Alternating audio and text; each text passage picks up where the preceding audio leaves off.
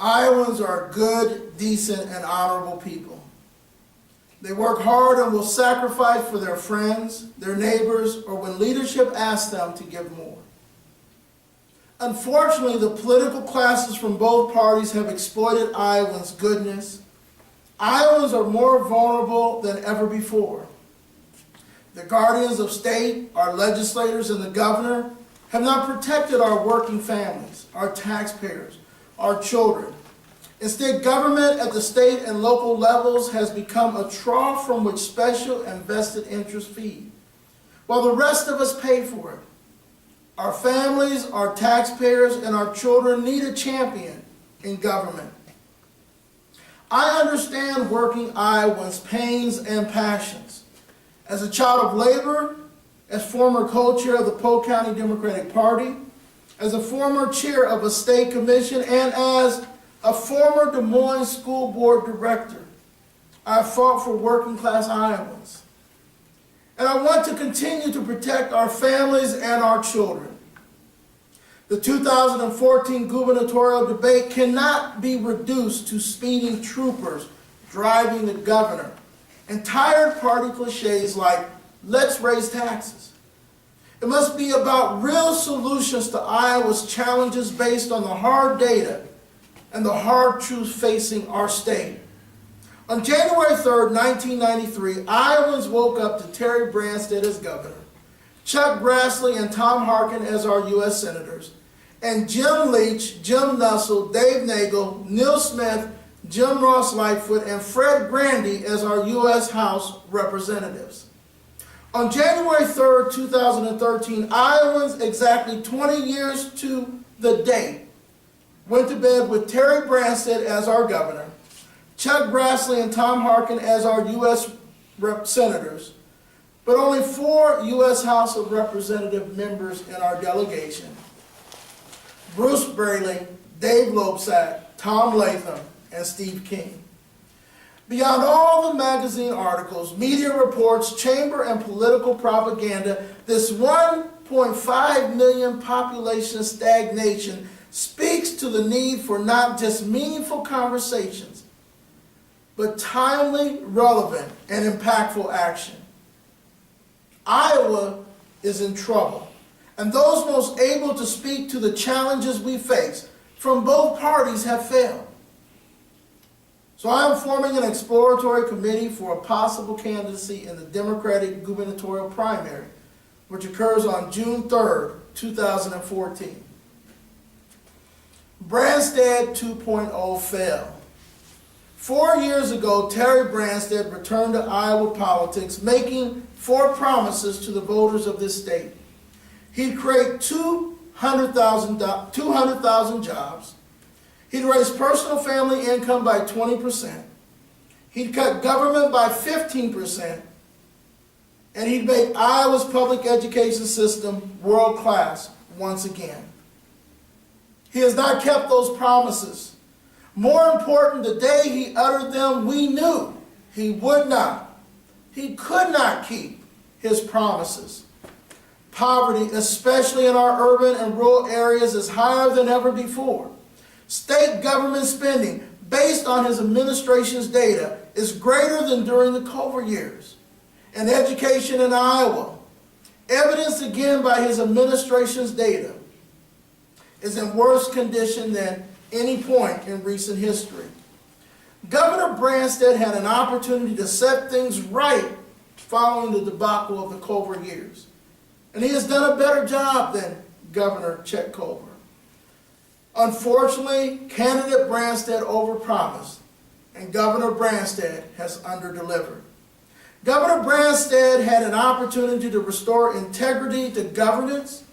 Instead, too many of his key department, board, and commission appointments went to contributors and supporters rather than those best qualified to serve Iowans. Governor Branstad has ignored much of the waste, inefficiency, and cronyism within state government. And he has ignored much of the waste, inefficiency, and cronyism within Iowa's county, municipal, and school district bureaucracies. Governor Branstad has ignored his administration's hard data regarding staggering urban and rural poverty. More than 70% of the families with children in the Des Moines School District cannot feed them. And these numbers are not too far behind in several rural communities like Washington, Iowa, where approximately 70% of the families with children in those schools cannot feed them either. According to the Branstad administration's data, approximately 1 million or 30% of Iowans are now clients of DHS. Those are non-duplicated numbers. Governor Branstad has ignored the hard data regarding the disparity of justice between those afflicted with affluenza and those lacking the means to access equity in the courts. Justice in Iowa should not be based on the size of your wallet, yet an objective analysis shows that Iowa's judicial system, like that in Texas, determines both the crime and punishment based on personal means and social status. Governor Branstad has ignored the hard data regarding the explosion of urban violence in Des Moines, Waterloo, Davenport, and other urban centers. He's ignored the contributing factors that suggest the problem will get worse before it gets better. Governor Branstad has ignored his own administration's data and warnings regarding the devastating consequences of not opting out of No Child Left Behind as a result of Iowa's public education system. And because of that, education in Iowa is in a dire condition. His own former chief of education, Jason Glass, issued an ominous warning November 1, 2011 regarding the condition of education in Iowa. Governor Branstad failed to act upon the warnings. Jason Glass is gone, and the precipitous decline in achievement in Iowa based on his own administration's data has accelerated. Yet Governor Branstad's administration does not stand alone as the culprit. Democrats have controlled the Iowa Senate during his administration as they did during a portion of the disastrous COVID years. They have co-signed his major policies, co-signed his appointments, and co-signed his practices as they did the major policies, appointments, and practices of the failed Culver administration. While styles and rhetoric have been different, Democrats in the Senate own a full and vested share of Branstad 2.0 fail, just as they owned a full and vested share of Culver's failed administration. Instead of fighting to protect Iowans from an administration weighted to the affluent and blind to working class Iowans, Senate Democrats personally prospered, some becoming very, very wealthy, while they collaborated in the unrelenting assault on working class Iowans and the most vulnerable that began during the Culver years and has continued through the Branstad administration. I am a Democrat. Most of my life, I've been a Democrat. I can't say in recent years, however, I've been a proud member of the Iowa Democratic Party. A wealthy, powerful, and out-of-touch cabal transformed the party I was elected an officer of as a 20-year-old from a champion of the people, a champion of justice, a champion of fairness and opportunity, into a lobbying firm for vested, powerful, and special interests and their agendas. My party has forsaken its principles and allowed justice to fall by the wayside, allowed an assault on our once great public education system, and joined in the breaking of basic promises to those we ought to have protected instead. I'm a child of labor. I understand the impact labor had on my life. It meant my father could put food on the table, pay his bills, and yet earn enough that my mother was part of my life growing up. He was able to earn a living working 40 hours per week, coach Little League, and serve as the president of the Callanan Junior High School PTA because of labor. As a Democrat, I understand that those individuals who taught our children, ran into burning buildings, who patrolled our streets, and made them safe need us to protect them in the twilight of their years. Public pensions in Iowa are now in peril, and IPERS is in even graver danger due to the mismanagement of indifferent politicians and bureaucrats from both parties who grew their personal and political fortunes while neglecting the promises we made to the men and women who served our state and our citizens honorably. I do not know all the answers to this complex problem, but I know that day one, action one as governor, I will pull together those best able to fix this problem and fix it responsibly. Leaders from both parties have advocated raising taxes, especially the gas tax. Such a tax increase would be devastating to Iowans struggling to make it to work, struggling to get their children to child care and after-school activities, struggling just to survive paycheck to paycheck. Instead of discounting taxes for working Iowans in these harsh economic times, which is what we should be doing, leaders from both parties want to further strip working Iowans of the means to care for themselves and their families. Recently, I had a conversation with an elected Democratic official who said, "I want to take care of people." I said, "I don't want to. I want to empower Iowans to take care of themselves and their families." Long overdue in our state is action to move Iowans from dependency to self-sufficiency. Long overdue is the call for the restoration of personal responsibility and dignity. Pets, children, and the gravely ill, lacking the ability to provide for themselves, are cared for, not able-bodied adults. We absolutely need to show compassion for those in a hard way, yet that compassion should not look like it does now. Poverty exploitation in Iowa has grown into a more lucrative industry than the pornography industry in America and has fostered perpetual dependency. So-called compassion resulting in bad public policy neither helps the poor or protects taxpayers.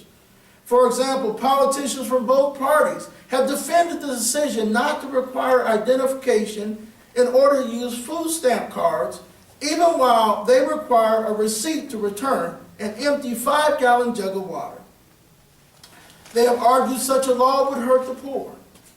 The truth is, by not requiring identification to use food stamp cards, we not only allow massive fraud and corruption to prevail, but we make taxpayers and the government major funders of the purchase of alcohol, tobacco, gambling, and illegal drugs by those we claim we are helping.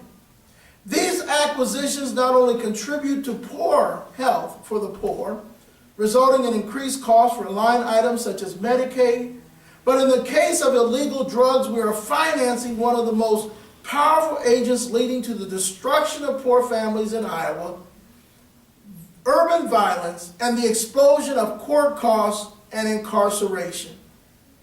But that's what happens when out-of-touch politicians make easy and ill-informed public policy. And leaders from both parties own a full and vested share in this state-financed havoc. The time has come for fiscally responsible and sound decisions to be made in reducing the excess, waste, and inefficiencies of state and local government. By all accounts, government at the state and local level is bloated, wasteful, inefficient, and often ineffective. By restoring integrity to governance in the state, we not only end the need for painful, regressive tax hikes, but we are then able to return money to Iowans they will use to grow our state's economy versus giving it to bureaucrats, developers, contractors, contributors, and cronies who have squandered the public treasure. 4 years ago, I made the decision to not primary Governor Chet Culver, a man I had endorsed and worked to elect as governor in 2006, and Secretary of State in 2002 and 1998. Instead, I ran as an independent. I was well-intentioned, but naive. I should have stayed and fought to rescue my party. I both regret that decision and have learned from it. Nevertheless, I gained a mastery of what ails Iowa and still possess the solutions to cure her acquired from my first gubernatorial bid. I believe in and have fought for the best of what being a Democrat has always meant: justice, integrity, accountability, opportunity, dignity, and protection of our most vulnerable, our children, our elderly, our mentally ill, our taxpayers. My record speaks for itself, even if my party's leadership has, at times, abandoned these foundational tenets. I want to take back our party from those that have not fought for justice, that have not sought to end poverty, that have turned a blind eye to Iowa's urban crisis, including the explosion of violence and addiction, that have not protected Iowans from the avarice of the political class, that have not fought to end the travesty of a No Child Left Behind that has brutalized our schools, our teachers, and our children. I want to make terms like accountability and dignity mean something again when an elected Democratic leader in Iowa speaks them. Blue-collar Democrats, who I've always done very well with, deserve better from the men and women they elected to protect the public trust, to protect their families, and to protect their children. Iowans deserve better from Democrats in the Senate who sat in the majority but co-signed the devastating policies and practices, first of the Culver administration and now of the Branstad administration. I have come to know Iowans in all 99 counties. I receive support from Iowans in all 99 counties and nearly every precinct in this state, my last gubernatorial bid. Iowans are an amazing people. I believe in us. I understand how much we are able to accomplish and how strong we are when we are united under caring, committed, and accountable leadership. I have proven I can bring Republicans, even from the far right, and Democrats, even from the far left, to the very same table and unite them in action for a common cause. I've done it before, and if I run, and if I win, I will do it again. And I get results. On September 10, 2007, the day before I was elected to the Des Moines School Board, Iowa's most powerful, entrenched, and protected division of local government, a local radio show host made a list of what I said I would get done. On July 3, 2009, I went back on that host show. He produced the list from 2007, and every item on it was checked off. As the nominee of the Democratic Party, I will restore the dignity and integrity of my party. I will return us to the core tenets that inspired me to be a Democrat. I will energize the base by focusing on our strengths and on our virtues, and I will defeat Terry Branstad in the arena of ideas and solutions for our state. The ultimate decision to run will be based on three key factors: fundraising, early grassroots support, and the ability to win the primary.